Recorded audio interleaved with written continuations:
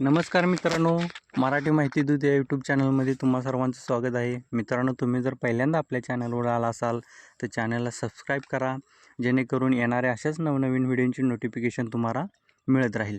मित्रांनो, 1 तारखेपासून तुम्ही पाहिलं असेल की बरेच व्हिडिओ पाहिले असतील की लाडक्या बहिणींच्या खात्यामध्ये 1 तारखेला पैसे येणार, 3 तारखेला पैसे येणार, संक्रांतीला पैसे येणार, 4,000 येणार, 6,000 येणार, 9,000 रुपये येणार. परंतु असा कुठलाही व्हिडिओ मित्रांनो तुम्हाला आपल्या चॅनलवर पाहायला मिळणार नाही.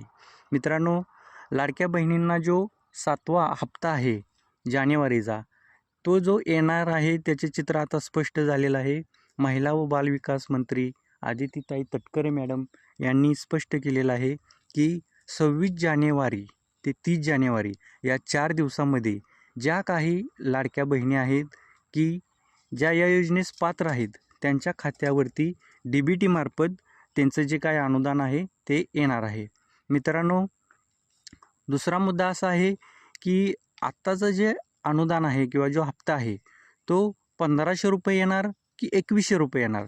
मित्रांनो, आपण बरेच व्हिडिओ बघितले असेल की जानेवारीचा हप्ता 2,100 रुपयेप्रमाणे लाडक्या बहिणींच्या खात्यामध्ये जमा होणार आहे म्हणून. तर मित्रांनो, असे काही नाही. आत्ताचा जो जानेवारीचा हप्ता आहे तो मित्रांनो 1,500 रुपयेप्रमाणेच महिलांना मिळणार आहे.